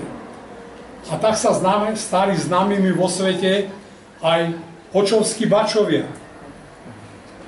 Ja som sa dopočul, že dokonca je vojna o autorské označenie očovský bača. Ale ja som autor toho názvu. Ja som trochu zo srandy použil ten výraz na nejakom leteckom dni a som na to pyšný a hrdý, lebo očovskí bačovia rozniesli slávu Očovej viac ako populárni detvianskí žandári. Pesnička je z 19. storočia. Detvianskí žandári hore Grulinom plačú. Ale takú slávu Očovej neurobili, ako práve skupina očovských bačov. A jak to vlastne začalo? V 81. sa tuším začala konsolidovať táto partia. Motorári, to je historická záležitosť, Dorot, Martinka, Moravčík a Benko. Bohužiaľ dvaja už, vlastne jeden, Benko je napravde Bože a veľmi rýchlo odišiel. Z plachtárskej garnitúry dvaja tu nie sú z toho obdobia, kedy začali tú slávu šíriť do sveta. Ja som si dovolil použiť ten výraz na leteckom dni niekedy v 83. alebo 2. kedy potom Ďuro Huliak, keď mal 4. Cambridge v sebe, hore na kopci v Nitre, na Ivanke, tak sa vyjadroval asi tak, akože po papuli, ale nejak tak, lebo v prvom rade sa to bralo ako taká pohana, že my piloti sme bačovia, ako si to dovolíš. Nakoniec sa ukázalo, že je to svetová značka. To je svetová značka, kde práve všetci títo chlapi, tí 8 ľudia, ktorí boli v tom gro, keď sa to všetko rozbehlo, ťažko vysvetľovali v Nemecku, že čo je to za výraz očovskí bačovia. Boli rýchle šípy, boli nejaké, ja neviem, Rederovs, alebo čo, ale očovskí bačovia, oni sa museli naučiť celú tú históriu, aby im to trošku vysvetlili. Neviem, ako to robili, ale zdá sa, že úspešne, lebo tú slávu rozniesli a očovskí bačovia bola svetová značka. Môj kamarát, bol to dizajner v automobilke, mu hovorím, vieš čo, to sú tak fasad detkovia, urobím nejaký znak. Jak som mu o tom rozprával, kto je to, čo je to, odkiaľ to je, za chvíľku mal toho povestného barana, čo sedí v takej akoby kabínke s tými slúchadlami na ušiach, tak sa zrodil znak Očovskí Bačovia. A ja sa nehanbím za to a som rád, že sa aj oni prihlásili k tomu a nenadávajú mi, že taký výraz som použil na označenie tejto skupiny. Na Slovensku nie je inštitúcie leteckej, ktorá by mala takúto trvácnosť. Všetko zaniklo. Tu budem používať ešte výraz, že zapamätajme si, že všetko je vo vývoji a jediná konštanta je zmena. My všetci sme mali niekedy 15, 16, 20 rokov. Svet bol, gombička bol pred nami. Dneska tu najmladší má možno 50 rokov. Sice neviem, aby som neurazil Tomášoviča, ty možno 49 už. Skrátka... Trošku si mi pridal, ale nevadí. Odpozmi to. Teda, dalo by sa povedať, že nás sa už, alebo vás sa už netýka to, že ak si niekto zmyslí, že na tej lúke pôvodne družstevnej, lebo ona patrila niekedy nejakým sedliakom, lebo Očovčanom, že tam mali tie švíky, ale už potomkovia zabudli na to. Dneska je to krásne ucelená plocha, viete, jak by sa tam dalo urobiť nejaké také skladové hospodárstvo kontajnerov. To je nebezpečie, ktoré hrozí každému letisku. Tak zaniklo teraz Kráľova pri Senci, zanikli Vajnory, Piešťany, tie majú na mále, pretože nevedia si predstaviť, to je veľké letisko, ale oni nevedia o tom, že lietať sa dá aj s malými lietadlami. Oni by tam chceli, aby tam lietali Boeingy. Žilinské letisko, tiež už sa uvažovalo o kontajnerovom skladisku. A takto je to stále na Slovensku. Je to ohrozené v každom okamžiku, lebo taká ucelená plocha sa ľahko predá za veľa peňazí. Tak ako Vajnory od 2005 roku, tam len burina rastie. Nič sa tam nedeje, tam je meter pod úrovňou je spodná voda. Ak to niekto kúpil, že tam postaví sídlisko alebo postaví tam rozparcel na rodinné domy, tak sa trošku pomýlil, tak teraz sa len čaká na vhodný okamžik, kedy to kto komu predá. No už asi dlho hovorím, takže ďakujem, že ste mňa a môjho kamaráda Barusa pozvali. O Barusovi, on by vám radšej lietadlo postavil, ako by rozprával. Musím povedať ja za ňo, že bola vyhlásená anketa 100 osobností storočia, 100 leteckých osobností storočia. Poriadali to Češi. Z tých 100 osobností sa to vyberalo tak, že bolo menovaných niekoľko takých emisárov, ktorí navrhli, každý mohol navrhnúť niekoľko mien. Tých mien sa zišlo asi 300 a z tých 300 mien potom na internete a po leteckých dňoch hľadali hlasy pre konkrétne osoby. A z tých konkrétnych osôb sa dostali 13 Slováci do tej stovky vyvolených. A predstavte si, že tento Barus z Bernolákova, ktorý postavil 18 lietadiel, sa tam dostal medzi takú elitu ako Štefánik, Ambruš, Šolc, Orlita, skrátka, aj to je Čech ešte k tomu, ale v každom prípade medzi 13 Slovákmi v tej stovke je aj tento chlap.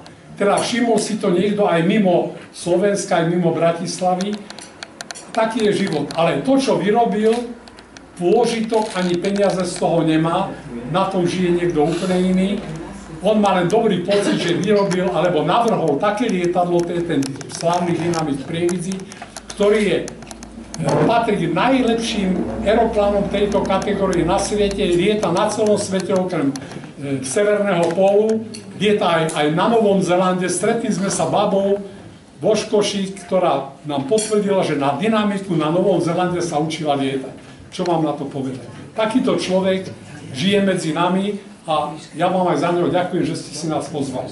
Na záver som pre pripomienku dal od pána Hrehu, ktorý má veľký vinohrad Bernolákove, naliať do jednej tejto butilky pár litrov bieleho, to je pre plachtárov, kde zatiaľ teda pôvodná zostava. Rakus, Ďurko Huliak už nie sú medzi nama, ale potomkovia, alebo títo pozostali po nich, áno, Tomášovič a Lárik sú tu ešte, tak toto by som im venoval, aby to do krátkodobej opatery prevzali. Niekto tam dlho to, lebo to víno nie je... Po smrti Jožo nepije sem to. Toto vínko nie je konzervované, takže není to na skladovanie, to treba rýchlo minúť. A pre motorárov, samozrejme, to dáme Dorotovi, ktorý tu, jak si ešte je pamätníkom toho, keď ešte Dorot Benko, Moravčík, Martinka ako hviezdy chodili a nosili slávu oršovských bačov po svete. To je do tvojej opatery, do krátkodobej opatery a potom si s tým robte, čo chcete. My budeme mať viac, lebo sme len traja. Oni majú jasno. Ale kedykoľvek poviete, vám to môžem naplniť, môžem vám ponúknuť exkurziu do pivníc tohoto pána Hrehu, ktorý je parašutista.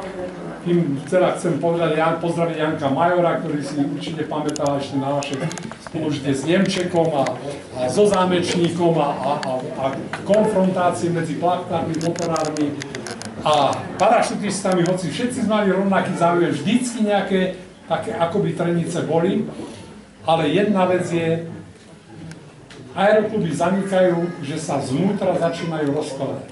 Vnútri začnú byť akési neukojené túžby kohosi a to vám môžem potvrdiť, že možno 10 aeroklub na Slovensku je ohrozených takýmito vnútornými rozpormi. A to také aerokluby, ako bol aeroklub Martin, aeroklub Nitra, ktoré boli hviezdy a už sa tam začína nejaká to. Ale nechcem končiť pesimisticky, lebo tu si aj spomínal, že by sa to malo zopakovať, tak vy dospelejší to už nestačíte, ale takých 60-tníkov, mladých, ako poviete, aby na to nezabudli. Ďakujem, že ste mali počuť. Ďakujeme za krásny diskusný príspevok a nech sa páči ďalej. Diskutujte. Môžete povedať čokoľvek, nikto vám nič neuvedie. Prepáčte, mňa ešte napadli také dve myšlienky, pokiaľ si to rozmyslíte ostatní. Mali sme medzi nami parašutistami jednu mladú športovkyňu, volala sa krstmenom Irenka, už si nespomínam na priezvisko. To bola tá dve frajerka, nie? Nie.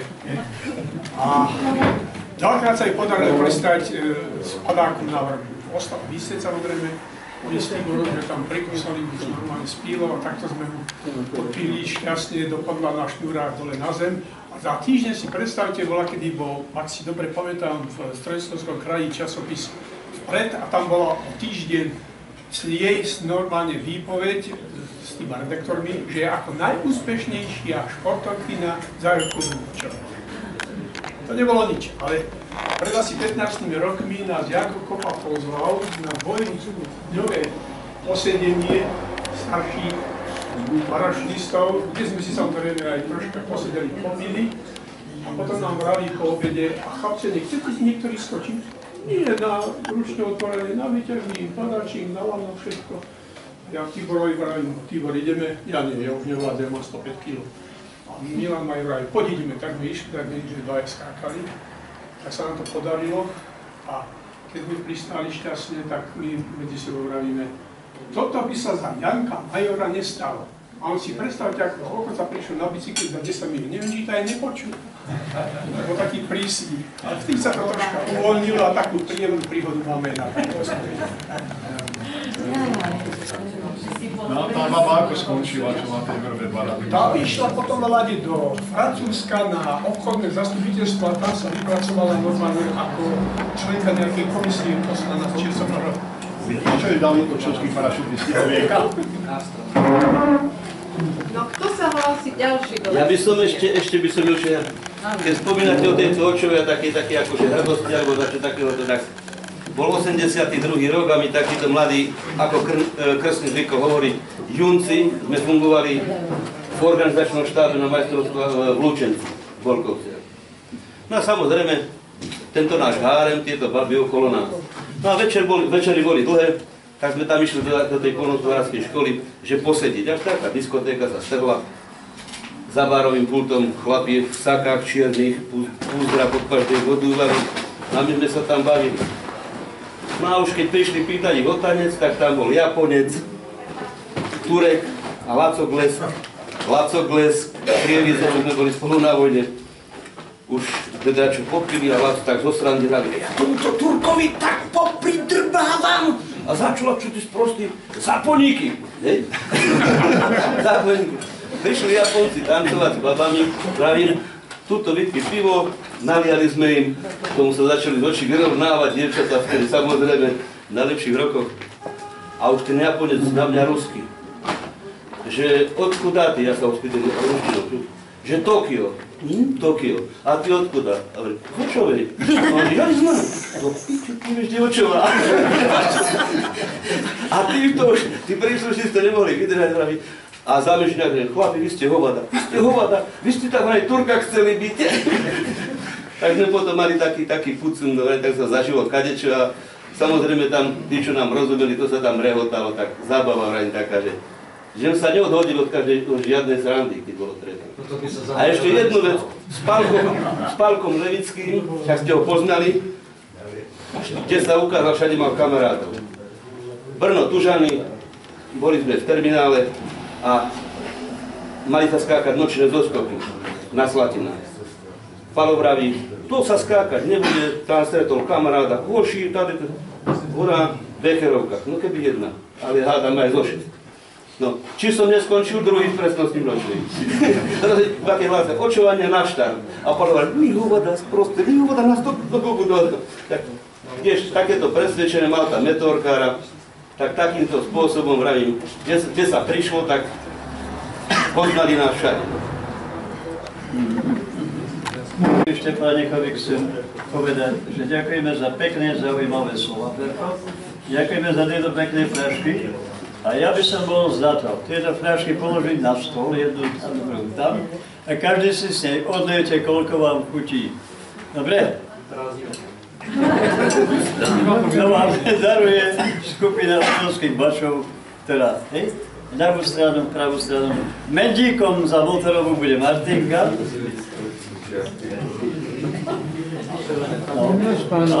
A Ľubov už sa prihlásil, nech sa páči. Tak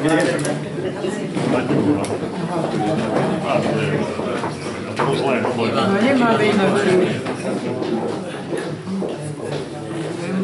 Podolievať.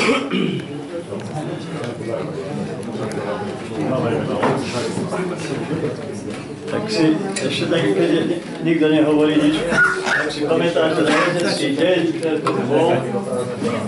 keď bol ten stret Kodiakovcov a tých ruských vrtuľníkov, ktorí leteli z Morena, a Kodiakovci sadali z tej 40, to bolo v 84. roku, kde na predmetovej príprave bol Karol Užan, Jano Trgedia a ja sme im povedali o rozchode 40-ky všetky mašiny pravým okruhom na letisko Sliač. Jediný Milan Kojdiak, nepodarok, tam je chudák mŕtvý, tento skupinu svoju vtedy, že akože skupinu, tak ho viedol ľavým okruhom a išiel na pristátie a vrtuľníci odzvol na ich na stretnutie. A Kojdiak nevedel Trgedia nevedel ako zaveliť a kričal, Kojdiakovci k zemi.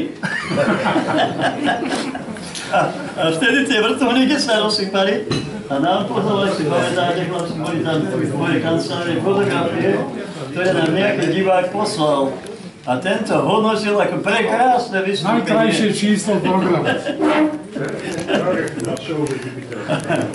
Takže tak, mali sme takéto prípady. A keď hovoríme o tých Rusoch, to tak ma pána podpíkol, že chce mať ten put. Ja som musel s nimi tak fungovať. Pretože do 78. roku do 78. roku bolo obmedzovanie ruských lietadiel, ktoré sedeli na zemi. Keď som ja sa stal náčelníkom, hovorili si, že sú ľudia.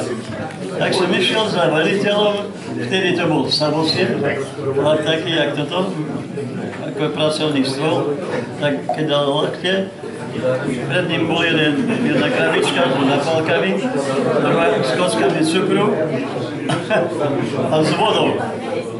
A čo bolo, že Pavel, čo tebe došle? No, nešli robotu, komandír.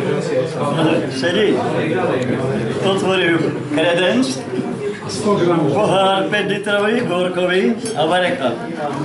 A to bolo prvé, nechcel som ani hovoriť do toho času. Nalial deci, a keď som ho nevypil, neriešili sme. Takže Pavel tak mal pravdu.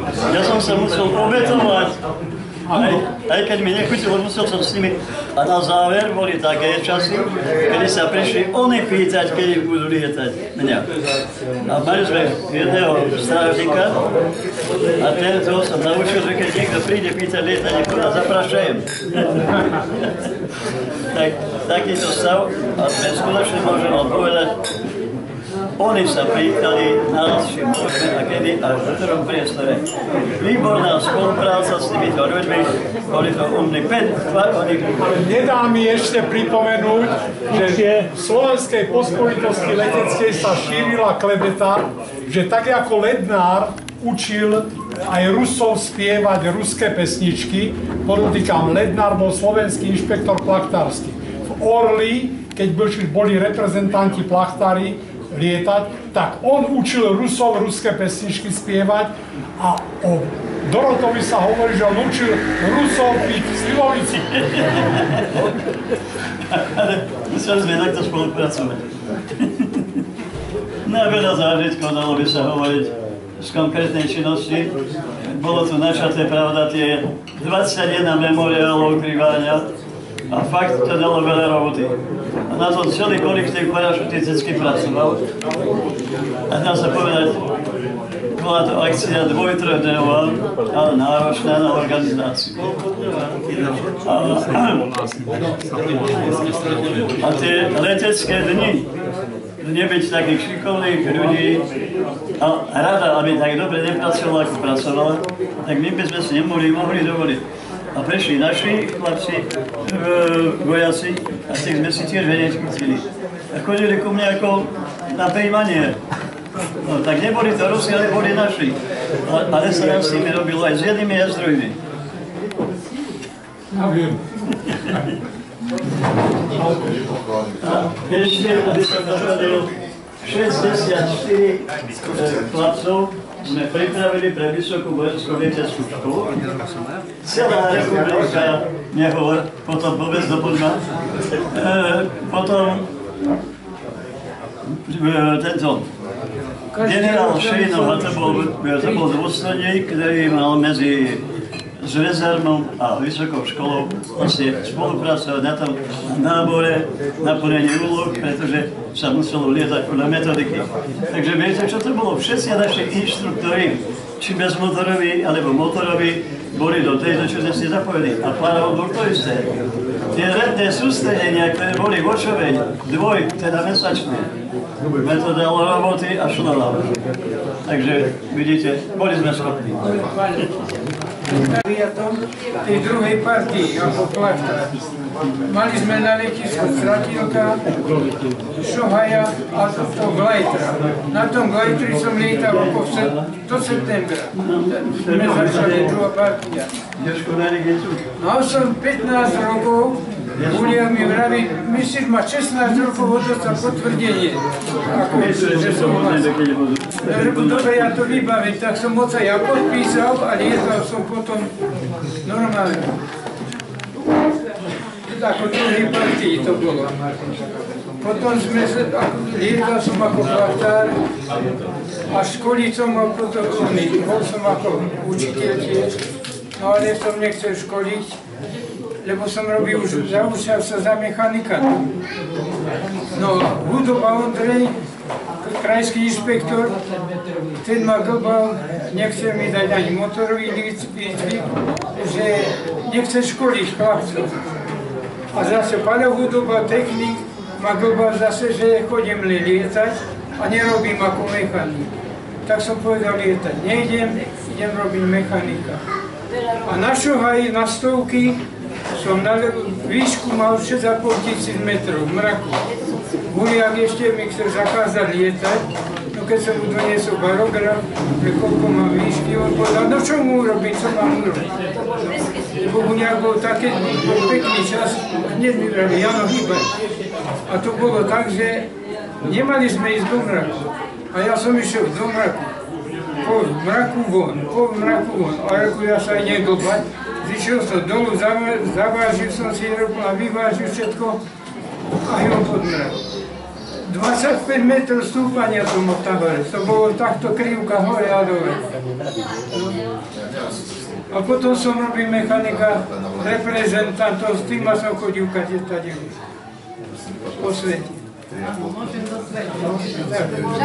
Po svete ako letecký mechanik Janko Lavroško začal. A ešte chcem jedno povedať. Na to mali sme na letisku stratilka, to sme ťahali ručne káble od oných vetroniu.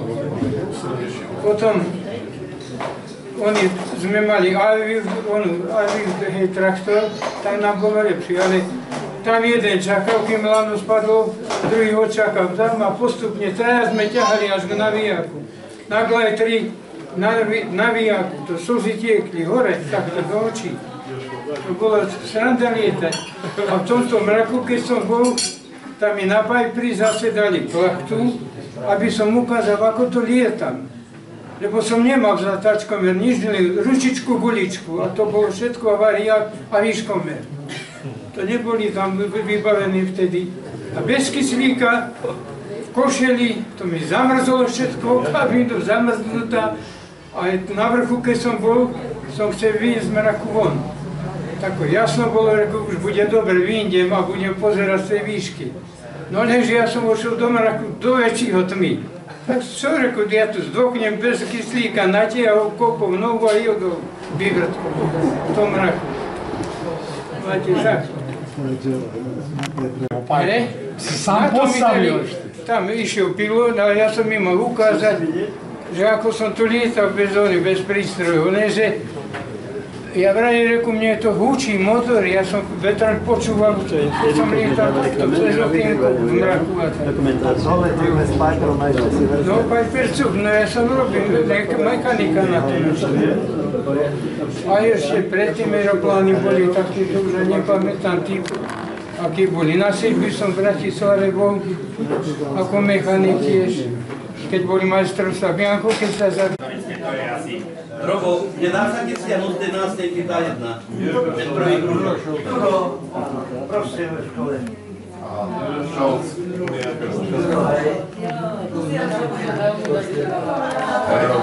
Na to som zavodil, na to mám vozil. Aero 45. Aero 45. PD 47.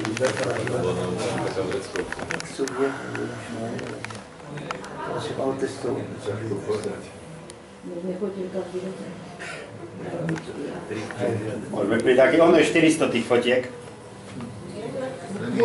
Len dávaj, lebo to je program dobrý.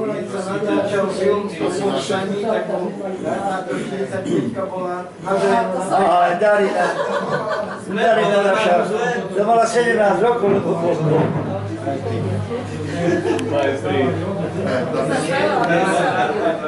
To je čo som spomínal. To je jak 12.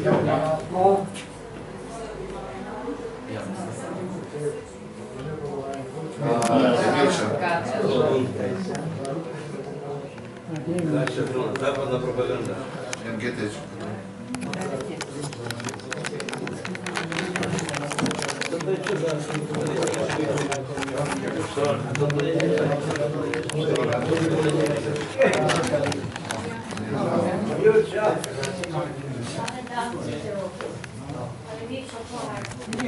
Budovateľská činnosť. Tam to je jeden čistý.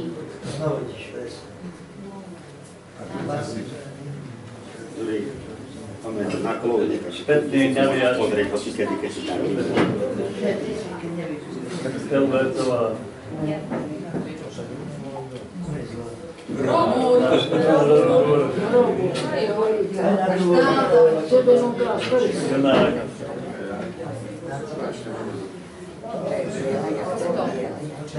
Ďuro Uhliar, starý horecký klobúk, má ten druhý, neviem kto bol. Ďuro Mihár s Milkou, to sa kde je?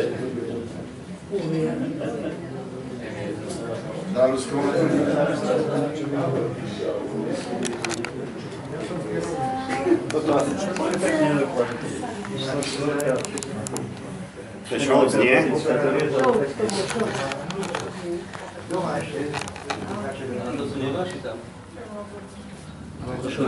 Na vašom strede nejaká robota? Tam bol pán Koštiarik, tam bol pani Novotná. Počkaj, môžeme sa vrátiť.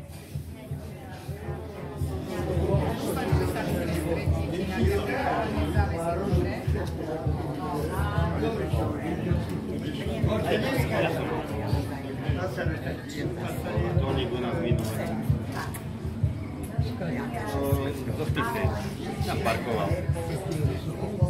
Hej, robili tam na čo betónovo, pri Krtiši a potom išli na druhý deň robiť do oného, tak aby sa nevracali, tak ono zaparkovali si sem na ten šla.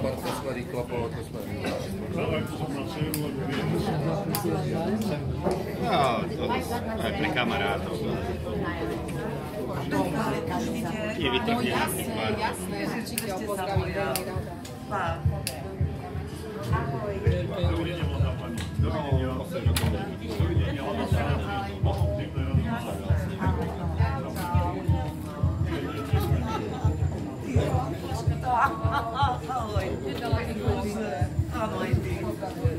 Jarko.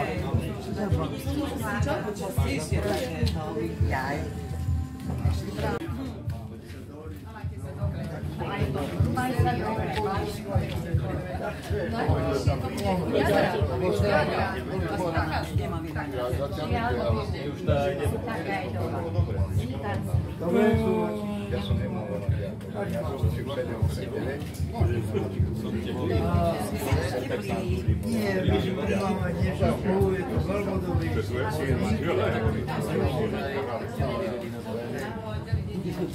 Keď sa potom